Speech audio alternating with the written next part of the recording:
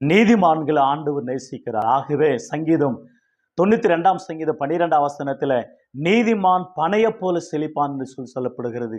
அவனுடைய செழிப்பு ஆசீர்வாதமாக ஒரு பனைய போல செழிப்பான். தேவனுடைய பிரகாரங்களில செழித்திருப்பார்கள் என்று கர்த்தருடைய ஆலயத்துல நாட்டப்பட்டவர்கள் என்று அதே சங்கீதம் 92 சங்கீதம் 13 வசனத்துல வாசிக்கிறோம். 52 சங்கீதம் 8 வசனத்துல நானோ கர்த்தருடைய ஆலயத்துல பச்சையான ஒலிவ மரம் போல இருப்பேன் என்று சொல்லப்படுகிறது. 128 சங்கீதத்துல அருமையா 2 வசனத்துல உன் மனைவி வீட்டோரங்களில் கனித்தரும் திராட்சை கொடி, உன் பிள்ளைகள் ஒலிவ மர கன்றுகளை போல இருப்பார்கள். ஏசாயா புஸ்தகத்துல வாசிக்கிறோம், உன்னுடைய சந்ததிகள் அலறு சிறிய போல வளருவார்கள் என்று சொல்லப்படுகிறது. ஆகையினாலே ஆண்டவர் அருமையான நீதிமான்களை நேசித்து ஒரு செழிப்பை கட்டளிடுகிறத பார்க்கிறோம்.